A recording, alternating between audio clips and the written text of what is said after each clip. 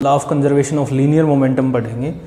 Previous video के अंदर हम पढ़ चुके हैं कि जो लीनियर मोमेंटम है वो क्या होता है, आपको शायद पता होगा।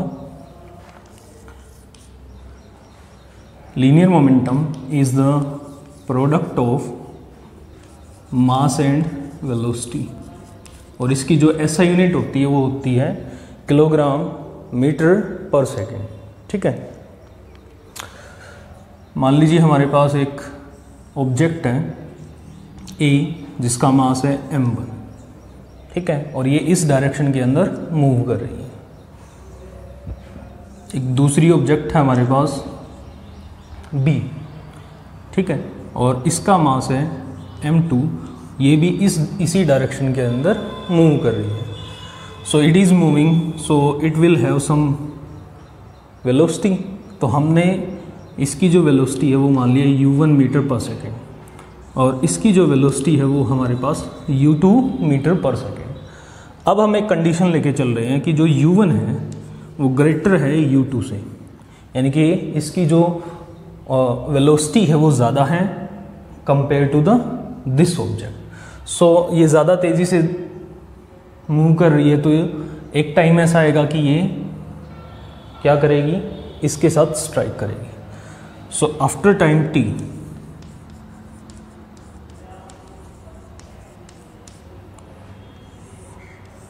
Both collide with each other. दोनों की दोनों जो ऑब्जेक्ट्स हैं वो एक दूसरे के साथ क्या करती हैं, कोलाइड करती हैं। तो ये ऑब्जेक्ट ए है हमारे पास, ये ऑब्जेक्ट बी है, मास सेम रहेगा m1 m2, ठीक है।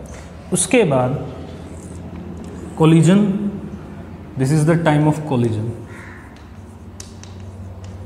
कोलिजन के बाद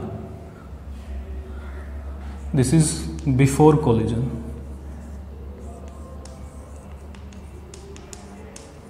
and the object still moving in the same path, but they are having change in velocity, that is A की जो वेलोसिटी है वो v1 हो जाती है और B की जो वेलोसिटी है वो v2 हो जाती है, ठीक है। And this is after collision.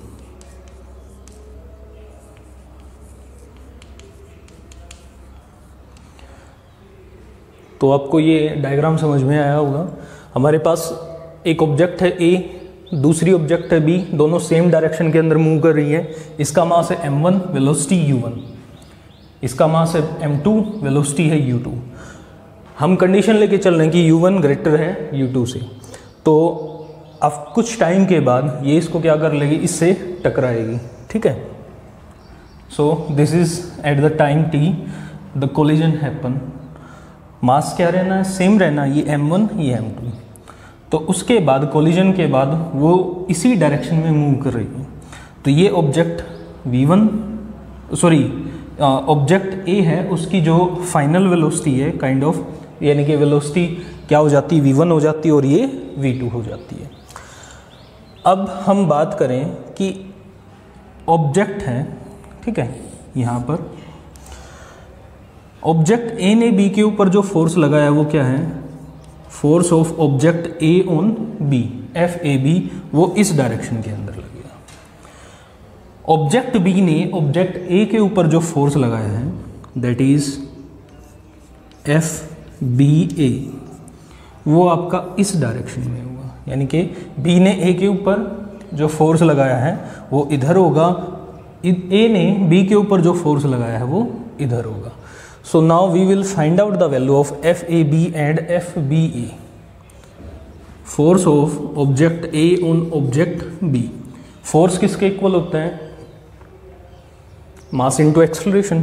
अब ऑब्जेक्ट A की बात करें तो ऑब्जेक्ट A का मास कितना है, m1। वेलोसिटी क्या है, सॉरी एक्सेलरेशन, तो इसका जो एक्सेलरेशन हम a1 मान लेते हैं और इसका जो एक्सेलरेशन है वो क्या मान लेते हैं, a2। सो एक्सेलरेशन किसके इक्वल होता है, अभी तो हमारे पास वेलोसिटीज हैं, change in velocity with respect to time, which means v1 minus u1 divide by time t. This is the force of object A on object B. B object है, A के ऊपर जो फोर्स लगाती है उसको क्या कहेंगे?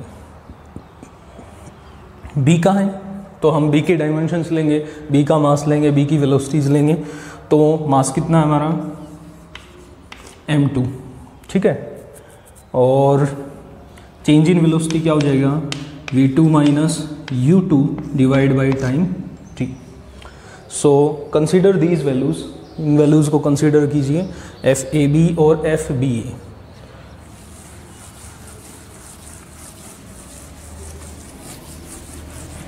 So now we will apply the third law of motion. Third law of motion क्या कहता है? Third law of motion कहता है कि जो रिएक्शन है और एक्शन है वो एक दूसरे के इक्वल होते हैं और अपोजिट डायरेक्शन में होते हैं. Behind every action there is equal and opposite reaction. So FAB की वैल्यू हमारे पास किसकी इक्वल हो जाएगी? Minus of FBE. ठीक है, according to the third law of motion. Now FAB की वैल्यू क्या है हमारे पास? m1 v1 minus u1 divide by time t is equal to m2 v2 minus u2 divide by time t से t cancel out हो गया. m1 v1 minus m1 u1. m1 की v1 से मल्टीप्लाई करोगे m1 v1 माइनस m1 की u1 से multiply करोगे तो m1 u1 आ जाएगा. Is equal to m2 v2,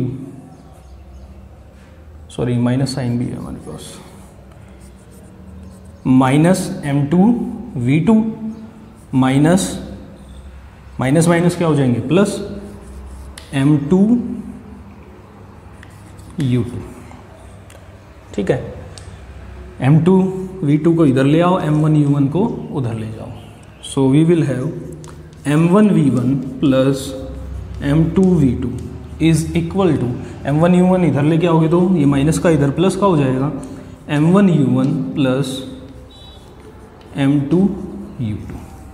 So this is the law of conservation of momentum. Mass into velocity क्या होता है? Linear momentum. Mass into velocity linear momentum. ये जो लीनियर मोमेंटम है v1 और v2 कब आया था? जब कोलिजन के बाद. ठीक है, so we will write that the momentum after collision, इधर भी हमारे पास क्या है? मोमेंटम ही है, m1 u1 plus m2 u2. तो u1 और u2 कब थे? कोलिजन से पहले थे. So momentum after collision will always equal to momentum before collision. ठीक है, तो ये हमारा डेरिवेशन था law of conservation of linear momentum का. So I have written a question based on the law of conservation of linear momentum. Let's read the statement. A girl of mass 40 kg jumps with a velocity of 5 meter per second on a cart of mass 3 kg. What is her velocity as the cart starts moving? So मान लीजिए हमारे पास एक लड़की है, this is the girl. ठीक है, और इसका जो मास है वो कितना है? 40 किलोग्राम. और ये इसकी जो वेलोसिटी है वो क्या है? 5 मीटर पर सेकेंड. ठीक है, ये एक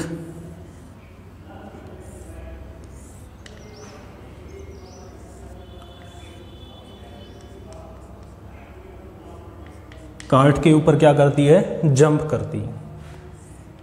ठीक है, she jumps over a cart. उसके बाद कार्ट क्या करता है? मूव करना शुरू कर देता है इस डायरेक्शन में. तो जंप करने के बाद लड़की जो है वो इसके अंदर बैठ जाती है। ठीक है, तो उसके बाद हमें क्या बताना है कि ये किस वेलोसिटी से मूव कर रहा है, व्हाट इज़ द वेलोसिटी। ठीक है, आपको शायद समझ में आ गया होगा कि जो लड़की है 40 किलोग्राम 5 मीटर पर सेकंड की वेलोसिटी से इसमें जंप करती है और उसके अंदर बैठ जाती है। उसके बाद उसकी जो वेलोसिटी है, यानी कि जो कार्ट है, कार्ट की वेलोसिटी क्या हो जाएगी। सो यहाँ पर हम linear conservation of linear momentum वाला जो फॉर्मूला है वो यूज़ करेंगे। Law of conservation of linear momentum क्या कहता है कि लीनियर मोमेंटम, यहाँ पर जंपिंग है तो linear momentum before jumping is equal to the linear momentum after jumping. So we have two things, हमारे पास दो चीज़ें हैं, एक तो हमारे पास गर्ल है, दूसरा हमारे पास कार्ट है। ठीक है, लड़की का जो मास है, ठीक है, वो हम m1 मान लेते हैं which is equal to 40 kilogram. Second one, mass of the cart is m2 which is equal to 3 kilogram. Initial velocity is given to you, what is the velocity, 5 metre पर सेकेंड। अब यहाँ पर हम बात करते हैं, ठीक है, कि जो कार्ट है वो तो स्टिल था, अब लड़की क्या कर रही है, इसके अंदर जंप कर रही है, तो वो मूव नहीं करेगी, कार्ट मूव करेगा। तो जो फाइनल वेलोसिटी है हम मान लेते हैं v1 which will be 0 metre पर सेकेंड। अब पहले कंडीशन में देखें तो कार्ट क्या कर रहा था, कांस्टेंट था, रेस्ट पोजीशन पे था। सो u2 हो जाएगी हमारी 0 मीटर पर सेकेंड। अब बाद में जो कार्ट है वो क्या कर रहा है, मूव कर रहा है, तो हमें फाइनल वेलोसिटी बतानी कि वो क्या हो जाएगी, v2 बतानी है हमें। सो बिफोर जंपिंग,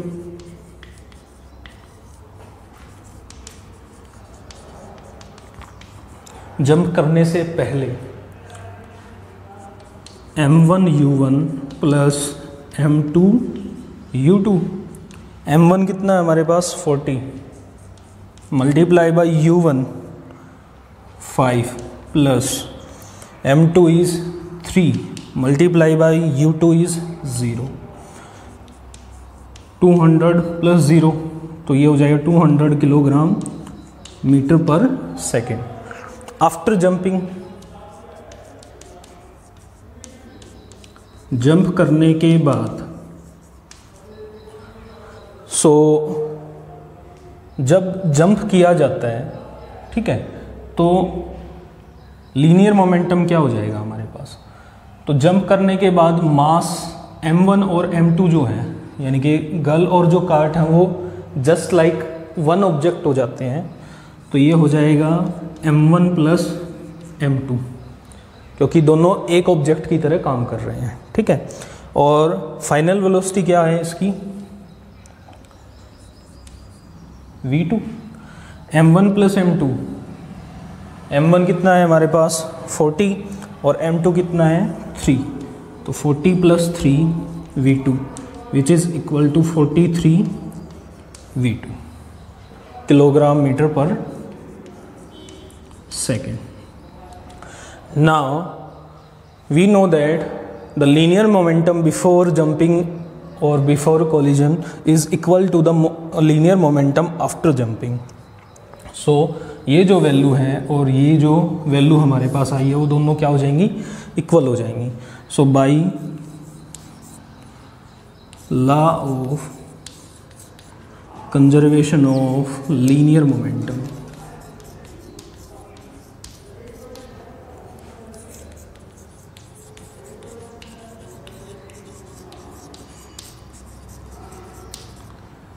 क्या हो जाएगा हमारे पास 43 v2 is equal to 200, v2 is equal to 200 by 43 metre पर second.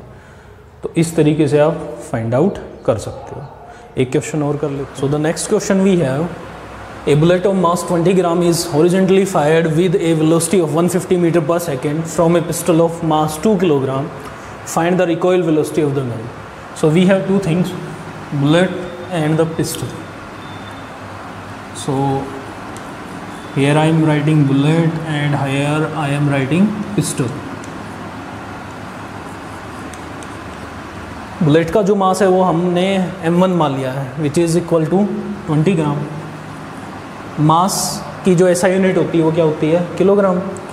So convert this into kilogram. We have to divide it by 1000.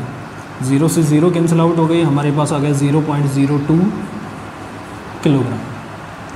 जब हम फायर करते हैं, ठीक है, तो जो बुलेट है और जो पिस्टल है वो रेस्ट पोजीशन में रहते हैं, तो initial velocity will be 0 metre पर second for both. m2 is 2 kilogram.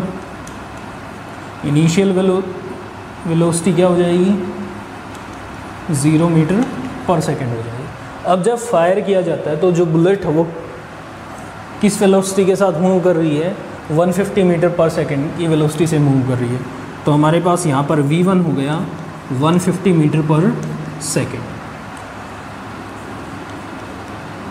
हमें बुलेट पिस्टल की जो रिकॉयल वेलोसिटी जब आप फायर करते हो तब जो झटका महसूस होते हैं, ठीक है, जो पीछे की तरफ आती है, यानी कि जो पिस्टल है वो पीछे की तरफ आती है, अपोजिट डायरेक्शन के अंदर होती है, तो उसको हमें बताना है कि जो झटका है आपके हाथ में जो झटका लगेगा वो किस स्पीड किस वेलोसिटी से लगेगा.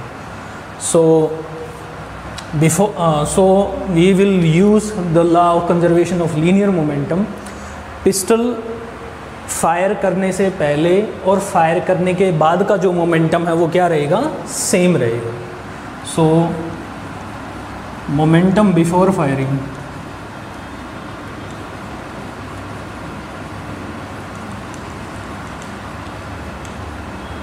किसके इक्वल हो जाएगा, m1 u1 plus m2 u2 which is equal to m1 कितना है हमारा 0.02 multiply by 0 plus m2 is 2 multiply by 0 which is equal to 0 kilogram metre पर सेकेंड.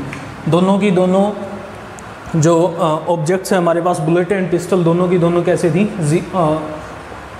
रेस्ट पोजीशन पे थी, तो उनका जो मोमेंटम है वो क्या हो जाएगा, 0 किलोग्राम मीटर पर सेकेंड हो जाएगा.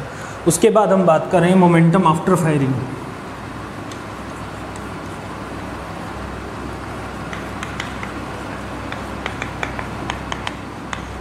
मोमेंटम आफ्टर फायरिंग क्या होगा, विच will B m1 v1 plus m2 v2. m1 कितना है हमारे पास 0.02 multiply by 150 plus m2 is 2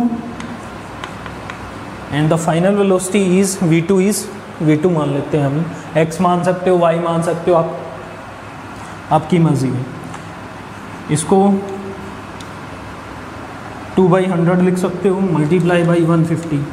0 से 0 कैंसिल आउट हो गए हमारे पास, 5 3 जा 15, 5 2 जा 10, 2 से 2 कैंसिल आउट हो गया, plus 2v2 which is equal to 3 plus 2v2. Now using the law of conservation of linear momentum, we have momentum before firing is equal to momentum after firing. According to the law of conservation of linear momentum, we will have momentum after firing is equal to momentum before firing. Momentum after firing is 3 plus 2v2 is equal to momentum before firing is 0 kilogram meter per second. So it will be 0. 2v2 ये plus 3 है, इधर लेके आएंगे तो -3 हो जाएंगे. v2 is equal to -3/2 that is -1.5 metre पर second. अब जैसे ये वेलोसिटी है वो नेगेटिव आई है, नेगेटिव आने का मीनिंग ये है कि आप ने जो बुलेट फायर की है वो इस डायरेक्शन में है, लेकिन जो झटका है वो अपोजिट डायरेक्शन में फील होता है। The motion is opposite to the जो झटका है वो अपोजिट डायरेक्शन में फील होता है जिस डायरेक्शन में हमने क्या किया है, बुलेट फायर की गई है। सो वेलोसिटी यहाँ पर नेगेटिव ही आएगी, ठीक है। सो इस वीडियो के लिए सिर्फ इतना ही। If you like my video please share, comment and subscribe to the channel. Thank you everyone.